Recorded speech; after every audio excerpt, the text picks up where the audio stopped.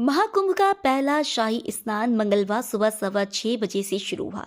सन्यासियों के हाथों में तलवार, त्रिशूल, डमरू, पूरे शरीर पर भभूत, घोड़े और रथ की सवारी, हर हर महादेव का उद्घोष करते हुए नागा साधु संत संगम पहुंच रहे हैं। सरकार के मुताबिक दोपहर 1 बजे तक 1,60,00,000 श्रद्धालु संगम में स्नान कर चुके हैं। इस हिसाब से 30 घंटे में 3 करोड़ लोगों ने गंगा में डुबकी लगाई। हालात संभालने के लिए आर्मी को भी स्टैंड बाई पर रखा गया है। जूना अखाड़े समेत 7 सन्यासी अखाड़ों के संत स्नान कर चुके हैं। अब वैरागी अखाड़ों के संत संगम में स्नान करने के लिए निकले हैं। महाकुंभ में पहली बार शाही स्नान की जगह अमृत स्नान शब्द का इस्तेमाल किया गया। अखाड़ों ने नाम बदलने का प्रस्ताव दिया था। संगम जाने वाले सभी रास्तों में 8 से 10 किलोमीटर तक श्रद्धालुओं का रेला है। स्नान के लिए सभी 13 अखाड़ों को अलग अलग 30-40 मिनट का समय दिया है। संगम पर दुनिया भर का मीडिया और 50 से ज्यादा देशों के श्रद्धालु हैं। महाकुंभ मेले में शामिल होने आए विदेशी भक्तों ने भजन गाए।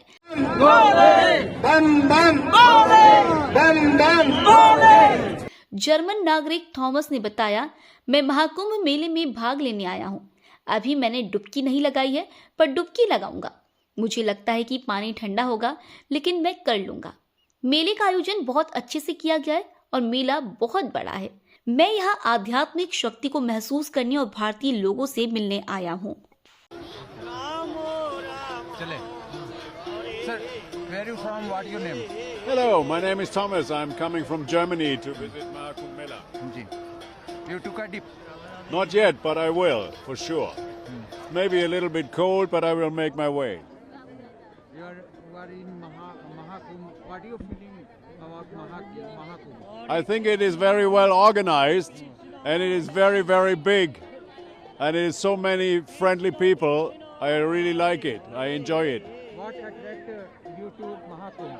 Attraction. What do you attract Mahakumbh? I wanted to feel the spiritual energy and to meet Indian people. And they are so friendly, it's amazing. Would you like to tell something about Hindu Dharma, Sanatan Dharma? I didn't. Something about imaging में ये कितना महत्वपूर्ण है, क्योंकि under water drone पहली बार भारत में ये technology का लॉस्ट एंड फाउंड वाला भी बहुत अच्छा आप लोगों ने उसको आधुनिक बनाया।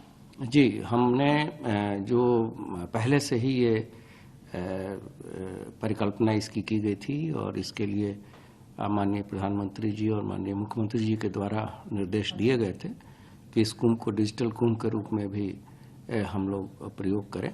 तो इस दौरान हम लोगों ने सभी आधुनिक तकनीक का प्रयोग किया है और जितने भी AI टूल्स हो सकते हैं, और चाहे वो क्राउड मैनेजमेंट के संबंध में हो, चाहे वो ट्रैफिक मैनेजमेंट के संबंध में हो, अंडर वाटर मॉनिटरिंग हो, इवन हमारे लेटेस्ट फायर इक्विपमेंट्स भी, फायर फाइटिंग इक्विपमेंट्स भी हम लोगों ने इस तरह के कैरी किए हैं कि हम वाटर फ्रंट से भी उसका इस्तेमाल कर सकें।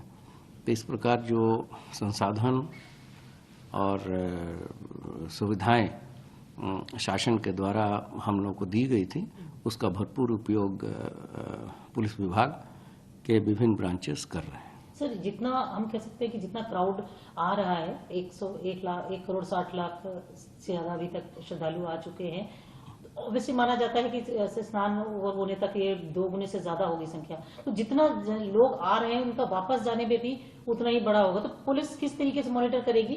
जितना श्रद्धालु आएंगे उसके बाद स्नान करके जाएंगे, कितना बड़ा चैलेंज होगा वो पुलिस के? नहीं, हमने तो शुरू से कह रखा है कि हमारे लिए चैलेंज नहीं है, हमारे लिए अवसर है।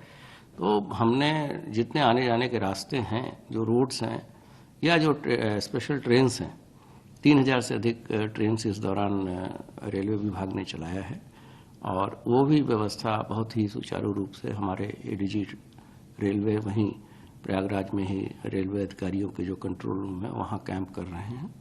तो जितने भी हमारे वर्टिकल्स हैं, जो विभागीय अधिकारी हैं, वो मौके पे रह के चीज़ों को इम्प्लीमेंट कर रहे हैं। साथ ही साथ जो राज्य स्तरीय अधिकारी हैं वो हम लोग यहाँ अपने कंट्रोल रूम में और विभिन्न जो लखनऊ में स्थित कंट्रोल रूम्स हैं वहाँ से चीज़ों को मॉनिटर कर रहे हैं। Sir, lost and found department का इस बार जो गठन वहाँ पे किया हाँ, लॉस एंड फाउंड ऐसे 10 सेंटर्स हैं और कल जो प्रथम स्नान था उसमें काफ़ी अच्छा परफॉर्मेंस था हमारा लॉस्ट एंड फाउंड का। सभी जो लोग भी गुम हुए थे सभी को हम लोगों ने मिलवा दिया था और उसके जो हम लोगों ने तकनीक का जो इस्तेमाल किया है उसमें जहाँ से भी और जिस समय कोई भी व्यक्ति खोता है उसका हम स्क्रीनशॉट लेते हैं और फिर उसकी मैचिंग पूरे क्राउड में करते हैं और जैसे ही व्यक्ति पाया जाता है हम उसको अपने